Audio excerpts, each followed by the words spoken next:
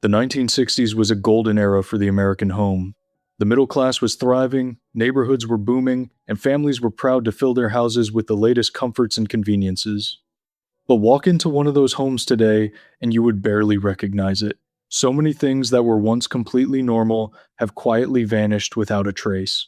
Here are 12 things every American home had in the 60s that are totally gone today. The telephone niche was a small built-in alcove cut directly into the hallway or kitchen wall, designed specifically to hold the household phone.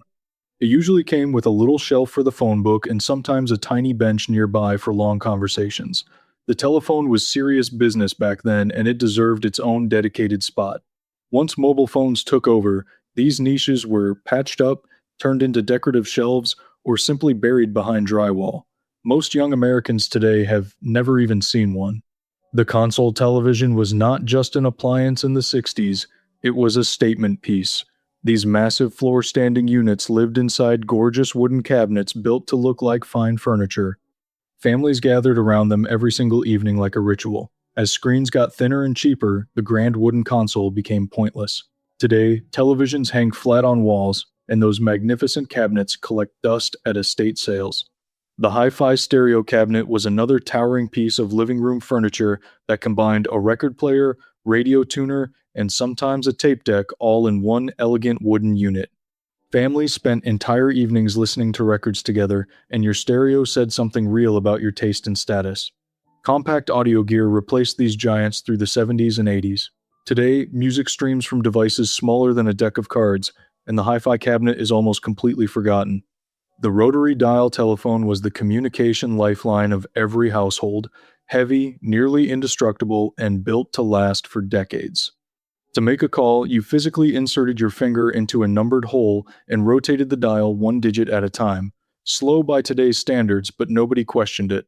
Touch-tone phones replaced them, then cordless phones arrived, and then smartphones finished the job entirely. Today, a rotary phone on a shelf is vintage decoration, not a working appliance. The fallout shelter was a chilling but very real feature of many American homes during the 60s. The Cold War had families genuinely terrified of nuclear attack, and the government encouraged everyone to build personal shelters beneath their homes or in their backyards. These bunkers were stocked with canned food, water, and medical supplies. As Cold War tensions eventually cooled, the fear that drove people underground faded with them. Most shelters were converted into storage rooms or sealed off entirely. Today, they are eerie time capsules hiding beneath ordinary suburban lawns.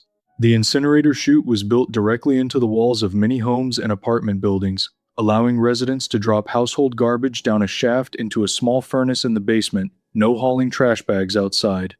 No overflowing bins, just open a small door in the wall and drop it in. It seemed brilliant at the time.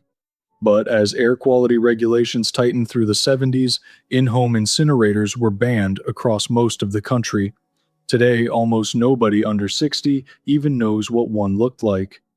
The milk door was a small insulated compartment built into an exterior wall near the kitchen. The milkman would open the outside panel, place fresh bottles inside, and the homeowner retrieved them from indoors without ever stepping out into the cold. It was a genuinely clever piece of home design, perfectly matched to the era of regular dairy deliveries.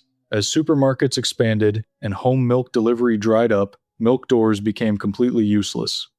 Most were bricked over during renovations, though sharp-eyed visitors occasionally still spot them on older homes.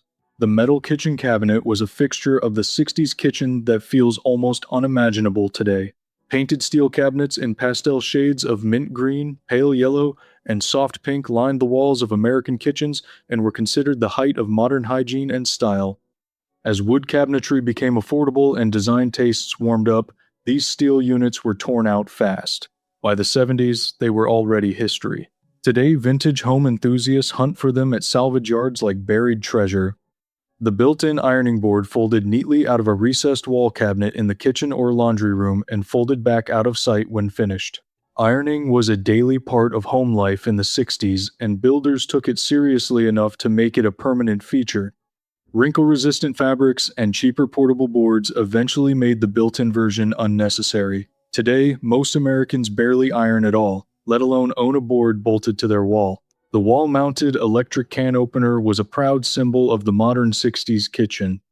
Bolted beneath the upper cabinets, it handled the heavy rotation of canned goods that formed the backbone of the American diet at the time.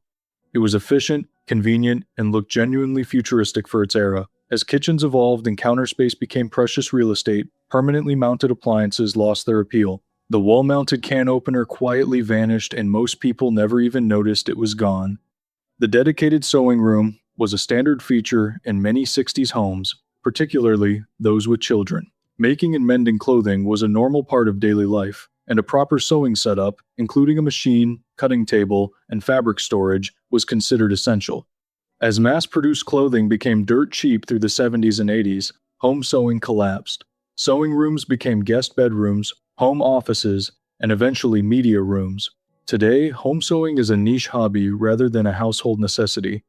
The carport had its greatest moment in American residential design during the 50s and 60s. Open-sided, covered, and attached to the home, it offered basic protection for the family car without the cost of a full garage. Ranch homes and modest suburban houses across the country featured them as standard, but as families collected more cars and more belongings, enclosed garages with real security and storage won out. Carports faded from new home construction almost entirely, though millions still stand across the American South and Southwest like open-air monuments to mid-century living. The 60s American home was a snapshot of a very specific and unforgettable moment in this country's story. Shaped by Cold War anxiety, post-war optimism, and a culture that believed deeply in the idea of home as a sanctuary, most of what filled those houses is gone now. But the memories those rooms hold are not going anywhere.